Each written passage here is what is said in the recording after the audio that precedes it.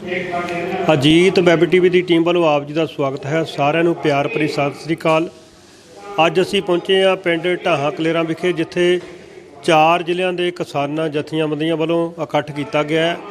ਵਾਰਸ ਪੰਜਾਬ ਦੇ ਤਹਿਤ ਅਤੇ ਪੰਥ ਸੇਵਕ ਜਥਾ ਦੁਆਬਾ ਵੱਲੋਂ ਇੱਥੇ ਭਾਰੀ ਇਕੱਠ ਕੀਤਾ ਗਿਆ ਹੈ ਤੇ ਜਿਸ ਵਿੱਚ ਕਿਸਾਨੀ ਮੁੱਦਿਆਂ ਦੇ ਉੱਤੇ ਵਿਚਾਰਾਂ ਕੀਤੀਆਂ ਜਾ ਰਹੀਆਂ। ਜਿਸ ਤਰ੍ਹਾਂ ਕੇਂਦਰ ਸਰਕਾਰ ਨੇ ਪੰਜਾਬ ਦੀ ਕਿਸਾਨੀ ਦੇ ਵਿਰੁੱਧ 3 ਕਾਨੂੰਨ ਪਾਸ ਕੀਤੇ ਸੀ, ਉਹਦੇ ਵਿਰੋਧ ਦੇ ਵਿੱਚ ਆਪਣੀ ਆਵਾਜ਼ ਬੁਲੰਦ ਕੀਤੀ ਜਾ ਰਹੀ ਹੈ ਤੇ ਇਸ ਖੇਤੀਬਾੜੀ ਨੂੰ ਵੱਖਰਾ ਹੱਲ ਦੇਣ ਲਈ ਵਿਚਾਰ ਕੀਤੇ ਜਾ ਰਹੇ ਆ ਤੇ ਕਿਸ ਤਰ੍ਹਾਂ ਅਸੀਂ ਖੇਤੀਬਾੜੀ ਦਾ ਬਦਲ ਕਰੀਏ ਤਾਂ ਕਿ ਸਾਡੀ ਪੰਜਾਬ ਦੀ ਕਿਸਾਨੀ ਬਚ ਸਕੇ। ਪਰ ਕੇਂਦਰ ਸਰਕਾਰ ਜਿਹੜੀ ਟਸ ਤੋਂ ਮਸ ਨਹੀਂ ਹੋ ਰਹੀ, ਪੰਜਾਬ ਦੇ ਵਿਰੋਧੀ ਨਿਤ ਦਿਨ ਆਪਣੇ ਕਾਨੂੰਨ ਘਾੜੇ ਘੜ ਰਹੀ ਹੈ। ਤੇ ਆਓ ਤੁਹਾਨੂੰ ਅਸੀਂ ਮਿਲਾਉਣ ਜਾ ਰਹੇ ਹਾਂ ਦੀਪ ਸਿੱਧੂ ਨਾਲ ਤੇ ਹੋਰ ਕਿਸਾਨ ਬੁਲਾਰੇ ਜਿਹੜੇ ਆਪਣੇ ਵਿਚਾਰ ਰੱਖ ਰਹੇ ਨੇ ਉਹਨਾਂ ਦੇ ਨਾਲ। ਸੰਦੇਸ਼ ਮੇਰਾ ਕਿਸਾਨਾਂ ਲਈ ਜਾਂ ਪੰਜਾਬ ਦੇ ਲੋਕਾਂ ਲਈ ਤਾਂ ਇਹੀ ਆ ਵੀ ਪੰਜਾਬ ਸਾਡੀ ਮਜਬੂਰੀ ਬਣ ਚੁੱਕਿਆ। ਪੰਜਾਬ ਨੂੰ ਦਿੱਲੀ ਦੀਆਂ ਪਾਲਿਸੀਜ਼ ਤੋਂ ਵੱਖ ਕਰਕੇ ਦੇਖਣਾ, ਕਿਉਂਕਿ ਦਿੱਲੀ ਦੀਆਂ ਪਾਲਿਸੀਜ਼ ਨੇ ਸਾਡੇ ਨਾਲ ਧੱਕਾ ਹੀ ਕੀਤਾ, ਇਨਵਾਇਰਮੈਂਟਲੀ, ਇਕਨੋਮਿਕਲੀ ਐਂਡ ਕਲਚਰਲੀ, ਸੋਸ਼ਲੀ ਸਾਡੇ ਨਾਲ ਧੱਕਾ ਹੀ ਕੀਤਾ ਉਹਨਾਂ ਨੇ। ਸੋ ਜੇ ਸਾਡੇ ਨਾਲ ਹਜੇ ਤੱਕ ਧੱਕਾ ਹੁੰਦਾ ਇਹ 73 ਸਾਲਾਂ 'ਚ ਤਾਂ ਸਾਡੀ ਮਜਬੂਰੀ ਬਣ ਗਈ ਆ ਵੀ ਅਸੀਂ ਇਹ ਕਹੀਏ ਵੀ ਤੁਸੀਂ ਹੁਣ ਸਾਡੀਆਂ ਪਾਲਿਸੀਜ਼ ਨਾ ਬਣਾਓ, ਅਸੀਂ ਬਣਾਉਣੇ ਆ। ਸਾਡੇ ਕੋਲੇ ਹੱਕ ਹੋਣਾ ਚਾਹੀਦਾ ਸਾਡੇ ਫੈਸਲੇ ਲੈਣ ਦਾ। ਸੋ ਇਹ ਮਜਬੂਰੀ ਖਤ ਅਸੀਂ ਜਿਹੜਾ ਸਾਨੂੰ ਧੱਕਿਆ ਗਿਆ ਇਸ ਇੱਥੋਂ ਤੱਕ ਵੀ ਅਸੀਂ ਇਹ ਕਹਿ ਸਕੀਏ ਵੀ ਸਾਨੂੰ ਖੁਦ ਮੁਖਤਿਆਰੀ ਦਿਓ, ਇਹ ਤੋਂ ਬਿਨਾਂ ਹੱਲ ਨਹੀਂ ਆ।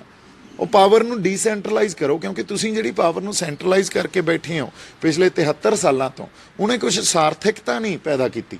ਤੇ ਜੇ ਨਹੀਂ ਪੈਦਾ ਕੀਤੀ ਤਾਂ ਇਹਨੂੰ ਲੋਕਲਾਈਜ਼ ਕਰੋ, ਇਹਨੂੰ ਪਾਵਰ ਨੂੰ ਵੰਡੋ। ਹੁਣ ਇਹਨੂੰ ਪਿੰਡਾਂ ਤਾਈਂ, ਸ਼ਹਿਰਾਂ ਤੱਕ ਤੇ ਪ੍ਰਾਂਤਾਂ ਤੱਕ, ਸੂਬਿਆਂ ਤੱਕ ਵੰਡਣਾ ਚਾਹੀਦਾ, ਫੇਰ ਹੀ ਕੋਈ ਗੱਲ ਹੱਲ ਨਿਕਲੂਗਾ। ਬਹੁਤ ਬਹੁਤ ਧੰਨਵਾਦ। ਗੱਲ ਆਏ ਆ ਵੀ ਤੁਸੀਂ ਇਹ ਪਿਛਲੇ 1849 ਤੋਂ ਬਾਅਦ ਜਦੋਂ ਇੱਥੇ ਬ੍ਰਿਟਿਸ਼ ਹਕੂਮਤ ਆਈ, ਬਗਾਨਿਆਂ ਦੀ ਹਕੂਮਤ ਆਈ, ਬਗਾਨੇ ਦਾ ਫਿਰ ਉਹਨਾਂ ਨੇ ਪੰਜਾਬ ਨਾਲ ਮਿਤਰੇਈ ਮਾਂ ਵਾਲਾ ਜਿਹੜਾ ਪੂਰਾ ਸਲੂਕ ਕੀਤਾ, ਤੁਸੀਂ ਇਹ ਸਮਝ ਲਓ। ਉਸ ਤੋਂ ਬਾਅਦ ਦਿੱਲੀ ਦੀ ਹਕੂਮਤ ਆਈ, ਦਿੱਲੀ ਨੇ ਵੀ ਪੰਜਾਬ ਦੇ ਨਾਲ ਜੋ ਇੱਕ ਸੈਂਸ ਆਫ ਬਿਲੋਂਗਿੰਗ ਹੋਣੀ ਚਾਹੀਦੀ ਹੈ ਉਹ ਕਦੇ ਵੀ ਨਹੀਂ ਆ ਉਹਨਾਂ 'ਚ, ਅੱਜ ਤੱਕ ਨਹੀਂ ਆ। ਸੋ ਇਹਦਾ ਮਤਲਬ ਅੱਜ ਪੰਜਾਬ ਨੂੰ ਜਾਗਣਾ ਪਊਗਾ, ਸਾਨੂੰ ਸਿਰਜਣੀ ਪਊ ਮੁੜ ਕੇ ਆਪਦੀ ਸਿਆਸਤ, ਸਾਨੂੰ ਸਿਰਜਣਾ ਪਊਗਾ ਆਪਦਾ ਵਾਤਾਵਰਨ, ਉਹਦੇ ਪ੍ਰਤੀ ਸੈਂਸਿਟਿਵ ਹੋਣਾ ਪਊਗਾ ਵੀ ਸਾਡਾ ਇਨਵਾਇਰਮੈਂਟਲ ਕ੍ਰਾਈਸਿਸ ਆ। ਤੁਸੀਂ ਦੇਖ ਲਓ ਅਸੀਂ ਬਹੁਤ ਸਿਹਤਮੰਦ ਧਰਤੀ ਤੇ ਹੁਣ ਖੇਤੀ ਨਹੀਂ ਕਰਦੇ, ਬਹੁਤ ਸਿਹਤਮੰਦ ਜਾਂ ਬਹੁਤ ਚੰਗਾ ਪਾਣੀ ਨਹੀਂ ਪੀਂਦੇ। ਸਾਡੀ ਹਵਾ ਦਾ ਹਾਲ ਤੁਸੀਂ ਸ਼ਹਿਰਾਂ 'ਚ ਜਾ ਕੇ ਦੇਖ ਲਓ ਕੀ ਹੋਇਆ ਪਿਆ। ਸੋ ਜਦੋਂ ਤੱਕ ਅਸੀਂ ਇਹਨਾਂ ਚੀਜ਼ਾਂ ਬਾਰੇ ਸੁਚੇਤ ਹੋ ਕੇ ਲੜਾਂਗੇ ਨਹੀਂ, ਹੁਣ ਜਿਹੜਾ ਰਾਹ ਸਾਡਾ ਉਹ ਤਾਂ ਸੰਘਰਸ਼ ਆ, ਔਰ ਇਸ ਸੰਘਰਸ਼ ਨੇ ਹੀ ਰਾਹ ਦੇਣੇ ਆ, ਚਾਹੇ ਪੋਲੀਟੀਕਲੀ ਕਰ ਲਓ ਚਾਹੇ ਸੋਸ਼ਲੀ ਕਰ ਲਓ, ਔਰ ਜਾਂ ਦੋਨੇ ਹੀ ਕਰ ਲਓ, ਦੋਨੇ ਹੀ ਕਰਨੇ ਪੈਣੇ ਆ ਸਾਨੂੰ।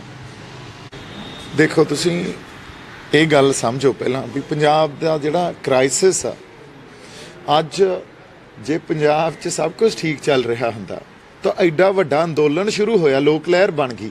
ਇਹ ਸਭ ਕੁਝ ਠੀਕ ਨਹੀਂ ਆ ਤਾਂ ਹੀ ਬਣੀ।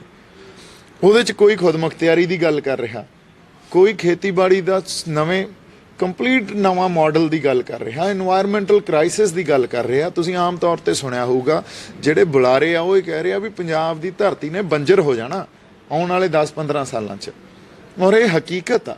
ਸੋ ਅਸੀਂ ਖੜੇ ਕਿੱਥੇ ਆ? ਦੇਖੋ ਅਸੀਂ ਖੜੇ ਉੱਥੇ ਆ ਵੀ ਅੱਜ ਜਿਵੇਂ ਪੰਜਾਬ ICU 'ਚ ਪਿਆ ਤੇ ਜਿਹੜੇ ਪੰਜਾਬ ਦੇ ਦਰਦੀ ਆ, ਜੇ ਉਹ ਸੁਚੇਤ ਨਹੀਂ ਹੋਏ, ਆਪਦੀ ਆਵਾਜ਼ ਬੁਲੰਦ ਨਹੀਂ ਕੀਤੀ ਤੇ ਢਾਂਚੇ ਨੂੰ, ਇੱਕ ਸਿਸਟਮ ਨੂੰ ਚੁਣੌਤੀ ਨਹੀਂ ਦਿੱਤੀ ਤਾਂ ਇਹਨੇ ਸਿਹਤਮੰਦ ਨਹੀਂ ਹੋਣਾ। ਇੱਥੋਂ ਅਸੀਂ ਬਹੁਤ ਵੱਡੇ ਇੱਕ ਥ੍ਰੈਟ ਵੱਲ ਜਾ ਵੜਾਂਗੇ, ਜਿਹੜਾ ਸਾਡਾ ਕਲਚਰ, ਸਾਡੀ ਇਕੋਨਮੀ ਤੇ ਸਾਡੇ ਵਾਤਾਵਰਨ ਨੂੰ, ਇਨਵਾਇਰਮੈਂਟ ਨੂੰ, ਇਹ ਤਿੰਨਾਂ ਚੀਜ਼ਾਂ ਨੂੰ ਅਸੀਂ ਲਿਟਰਲੀ ਇਨ ਲਿਟਰਲ ਵਰਡਸ ਅਸੀਂ ਬਰਬਾਦ ਕਰ ਲਾਂਗੇ। ਨਹੀਂ ਜੀ, ਦੇਖੋ ਖੇਤੀਬਾੜੀ ਮਾਡਲ ਦੀ ਚਰਚਾ ਹੋਈ, ਸਾਡੀਆਂ ਜਿਹੜੀਆਂ ਖੇਤੀਬਾੜੀ ਮਾਹਿਰ ਆਏ ਹੋਏ ਆ ਉਹਨਾਂ ਨੇ ਖੇਤੀਬਾੜੀ ਮਾਡਲ ਤੇ ਚਰਚਾ ਕੀਤੀ, ਪਰ ਖੇਤੀਬਾੜੀ ਮਾਡਲ ਤੋੜ ਕੇ ਜੇ ਅਸੀਂ ਦੇਖੀਏ ਉਹ ਕਿਸੇ ਅੱਜ ਸਾਡਾ ਪੋਲੀਟੀਕਲ ਜਿਹੜਾ ਥ੍ਰੈਟ ਆ ਜਾਂ ਸੰਕਟ ਆ ਉਹ ਤੋਂ, ਜਾਂ ਇਨਵਾਇਰਮੈਂਟਲ ਜਿਹੜਾ ਸਾਡਾ ਸੰਕਟ ਆ ਜਾਂ ਕ੍ਰਾਈਸਿਸ ਆ ਉਹ ਤੋਂ, ਇਹ ਟੁੱਟਿਆ ਹੋਇਆ ਤਾਂ ਨਹੀਂ ਹੈ ਨਾ। ਖੇਤੀਬਾੜੀ ਮਾਡਲ ਸਿਰਜ ਕੇ ਤਾਂ ਸਰਕਾਰਾਂ ਨੇ ਦੇਣਾ ਹੁੰਦਾ ਤੇ ਲੋਕ ਸਿਰਜ ਰਹੇ ਅੱਜ। ਅਸੀਂ ਕਾਨਫਰੰਸਿਸ ਕਰ ਰਹੇ ਹਾਂ ਵੀ ਪੰਜਾਬ ਦਾ ਖੇਤੀਬਾੜੀ ਮਾਡਲ ਕੀ ਹੋਣਾ ਚਾਹੀਦਾ, ਜੋ ਕਿ ਸਰਕਾਰਾਂ ਨੂੰ ਕਰਨੀ ਚਾਹੀਦੀ ਸੀ। ਸਰਕਾਰਾਂ ਨੇ ਇਸ ਖਿੱਤੇ ਦਾ ਖੇਤੀਬਾੜੀ ਮਾਡਲ, ਇੱਥੋਂ ਦਾ ਪੋਲੀਟੀਕਲ ਸਟਰਕਚਰ, ਇੱਥੋਂ ਦਾ ਇਨਵਾਇਰਮੈਂਟਲ ਸਟਰਕਚਰ ਜਾਂ ਉਹਨੂੰ ਪ੍ਰੋਟੈਕਟ ਵਾਤਾਵਰਨ ਨੂੰ ਸਰਕਾਰਾਂ ਨੇ ਕਰਨਾ ਹੁੰਦਾ, ਪਰ ਸਰਕਾਰਾਂ ਨੇ ਨਹੀਂ ਕੀਤਾ। ਜਦੋਂ ਸਰਕਾਰਾਂ ਆਪਦੇ ਕੰਮ 'ਚ ਫੇਲ ਹੋ ਜਾਂਦੀਆਂ ਤਾਂ ਫਿਰ ਲੋਕਾਂ ਦਾ ਹੀ ਫਰਜ਼ ਬਣਦਾ ਵੀ ਇਕੱਠੇ ਹੋ ਕੇ ਤੁਸੀਂ ਪੋਲੀਟੀਕਲ ਸਟਰਕਚਰ ਤੇ ਵੀ ਗੱਲ ਕਰੋ, ਤੁਸੀਂ ਖੇਤੀਬਾੜੀ ਦੇ ਮਾਡਲ ਤੇ, ਕਿਉਂਕਿ ਪੰਜਾਬ ਇੱਕ ਐਗਰੇਰੀਅਨ ਮਾਡਲ ਸਟੇਟ ਆ, ਐਗਰੇਰੀਅਨ ਇਕੋਨਮੀ ਆ, ਤੇ ਉਹਦੇ ਤੇ ਵੀ ਗੱਲ ਕਰੋ। ਨਾਲ ਦੀ ਨਾਲ ਸਾਡਾ ਇਨਵਾਇਰਮੈਂਟਲ ਕ੍ਰਾਈਸਿਸ ਕਿੱਡਾ ਵੱਡਾ, ਉਹਦੇ ਤੇ ਗੱਲ ਕਰੋ। ਇਹ ਜੁੜੀਆਂ ਹੋਈਆਂ ਚੀਜ਼ਾਂ, ਇਹਨਾਂ ਨੂੰ ਇੱਕ ਦੂਜੇ ਤੋਂ ਤੋੜ ਕੇ ਨਹੀਂ ਵੇਖਿਆ ਜਾ ਸਕਦਾ। ਤੁਸੀਂ ਗੱਲ ਕੀ ਆ, ਜੇ ਸੰਘਰਸ਼ ਦੀ ਗੱਲ ਆ, ਚਾਹੇ ਮੈਂ ਕਿਹਾ ਪੋਲੀਟੀਕਲੀ ਕਰ ਲਓ, ਚਾਹੇ ਸੋਸ਼ਲੀ ਕਰ ਲਓ। ਪੋਲੀਟੀਕਲੀ ਅੱਜ ਜਿਹੜੀ ਅਸੀਂ ਲੀਡਰਸ਼ਿਪ ਸਿਰਜਾਂਗੇ, ਉਹਨਾਂ ਨੂੰ ਵੀ ਧਰਨੇ ਮੋਰਚਿਆਂ 'ਚ ਸੰਘਰਸ਼ ਕਰਨਾ ਪੈਣਾ, ਤੇ ਜੇ ਅਸੀਂ ਸਮਾਜਿਕ ਤੌਰ ਤੇ ਕੁਝ ਚਿਹਰੇ ਸਿਰਜਾਂਗੇ ਜਿਹੜੇ ਪੰਜਾਬ ਦੇ ਦਰਦੀ ਹੋਣਗੇ, ਉਹਨਾਂ ਨੂੰ ਵੀ ਧਰਨੇ ਮੋਰਚਿਆਂ ਦਾ ਸੰਘਰਸ਼ ਕਰਨਾ ਪੈਣਾ। ਜਾਂ ਉਹ ਸੰਘਰਸ਼ ਦਾ ਕਿਹੜਾ ਵਹਿਣ ਵਹਿਣਾ, ਇਹ ਤਾਂ ਆਉਣ ਵਾਲਾ ਸਮਾਂ ਦੱਸੂਗਾ। ਪਰ ਜਿਹੜਾ ਪੰਜਾਬ ਦਾ ਭਵਿੱਖ ਆ, ਉਹ ਸੰਘਰਸ਼ ਆ। ਹੁਣ ਜਿੱਥੇ ਮਰਜ਼ੀ ਰਹਿ ਕੇ ਕਰ ਲਓ, ਉਹੀ ਗੱਲ ਤਾਂ ਕਰ ਰਹੇ ਹਾਂ ਨਾ। ਇੱਥੇ ਕਿਸੇ ਪਾਰਟੀ ਦੀ ਜਾਂ ਇਕੱਲੇ ਮੋਦੀ ਦੀ ਗੱਲ ਹੀ ਨਹੀਂ ਕਰ ਰਹੇ ਆਪਾਂ, ਉਹਦੇ ਪਿੱਛੇ ਇੰਡੀਅਨ ਸਟੇਟ ਦੀ ਗੱਲ ਕਰ ਰਹੇ ਹਾਂ। ਆਪਾਂ ਤਾਂ ਸਟੇਟ ਦੇ ਨਾਲ ਮੱਥਾ ਲਾਈ ਬੈਠੇ ਹਾਂ। ਹੁਣ ਮੋਦੀ ਤਾਂ ਇੱਕ ਅੱਜ ਦਾ ਸਟੇਟ ਦਾ ਚਿਹਰਾ, ਕਦੇ ਉਹ ਚਿਹਰਾ ਕੋਈ ਹੋਰ ਵੀ ਹੋ ਸਕਦਾ। ਅਸੀਂ ਇਹ ਕਹਿ ਰਹੇ ਹਾਂ, ਪੰਜਾਬ ਕੋਲੇ ਪੰਜਾਬ ਦੀ ਸਿਆਸਤ, ਨਿਰੋਲ ਪੰਜਾਬ ਦੀ ਸਿਆਸਤ ਹੋਵੇ, ਜਿਹਦਾ ਸੰਚਾਲਨ ਦਿੱਲੀ ਤੋਂ ਨਾ ਹੋਵੇ।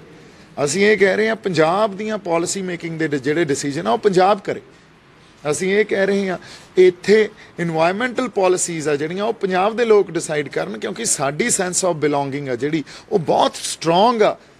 ਜਿੰਨੀ ਬਸ਼ਰਤ ਜਿਹੜਾ ਦਿੱਲੀ 'ਚ ਬੈਠਾ ਯੂਪੀ ਬਿਹਾਰ ਤੋਂ ਚੁਣ ਕੇ ਨੁਮਾਇੰਦਾ ਆਇਆ ਹੋਇਆ, ਉਹਦੀ ਸੈਂਸ ਆਫ ਬਿਲੋਂਗਿੰਗ ਤੋਂ। ਇਹ ਤਾਂ ਮੈਜੋਰਿਟੇਰੀਅਨ ਸਿਸਟਮ ਸਾਡੇ ਤੇ ਲਾਗੂ ਕਰ ਦਿੰਦੇ ਆ, ਜੋ ਕਿ ਪੰਜਾਬ ਇੱਕ ਕਲਚਰਲੀ ਡਿਫਰੈਂਟ ਸਟੇਟ ਆ, ਇਨਵਾਇਰਮੈਂਟਲੀ ਡਿਫਰੈਂਟ ਸਟੇਟ ਆ। ਸਾਡੇ ਸਰਮਾਏ ਆ ਜਿਹੜੇ, ਉਹ ਨਾ ਸਾਡੇ ਤੋਂ ਖੋਹ। ਅਸੀਂ ਤਾਂ ਲੜਾਈ ਇੱਕ ਬਹੁਤ ਵੱਡੀ ਲੜ ਰਹੇ ਹਾਂ। ਇਹਨਾਂ ਦੇ ਵਿੱਚ ਕੋਈ ਵੀ ਰਿਆਇ ਆਮ ਲੋਕ ਇੰਨਾ ਹੈ ਨਹੀਂ ਜਿੱਥੇ ਨੌਲੇਜ ਦਾ ਪੱਧਰ ਬਹੁਤ ਜ਼ਿਆਦਾ ਹੋਵੇ। ਇਹ ਕਿਸਾਨ ਨਹੀਂ ਲੈ ਕੇ ਆਇਆ ਆਸਟ੍ਰੇਲੀਆ ਤੋਂ ਸਫੈਦਾ, ਸਰਕਾਰ ਲੈ ਕੇ ਆਈ ਹੈ। ਸਰਕਾਰ ਦੀਆਂ ਰਿਕਮੈਂਡੇਸ਼ਨਾਂ ਨੇ, ਤਾਂ ਸਰਕਾਰ ਨੇ ਜਿੱਥੇ ਕੋਈ ਚੀਜ਼ ਵਾਕਿਆ ਹੀ ਮਨਾ ਕਰਨੀ ਹੁੰਦੀ, ਉੱਥੇ ਸਰਕਾਰ ਉੱਥੇ ਕਾਨੂੰਨ ਬਣਾ ਦਿੰਦੀ ਹੈ ਉਹਦੀ ਮਨਾਹੀ ਦੇ। ਹੁਣ ਜੇ ਸਰਕਾਰ ਇੱਥੇ ਦੇ ਲਈ, ਪੰਜਾਬ ਦੇ ਲਈ ਦਿਆਨਤਦਾਰ ਹੋਏ, ਤੇ ਉਹਨੂੰ ਜਿੱਥੇ ਲੋਕਾਂ ਨੂੰ ਅਵੇਅਰ ਕਰਨ ਦੀਆਂ ਮੁਹਿੰਮਾਂ ਚਲਾਉਣੀਆਂ ਚਾਹੀਦੀਆਂ, ਉੱਥੇ ਕਾਨੂੰਨ ਵੀ ਬਣਾਉਣੇ ਚਾਹੀਦੇ ਇਸ ਤਰ੍ਹਾਂ ਦੇ, ਜਿਹੜੀਆਂ ਚੀਜ਼ਾਂ ਉਹਨਾਂ ਨੇ ਪਹਿਲਾਂ ਗਲਤ ਕਰ ਦਿੱਤੀਆਂ ਨੇ।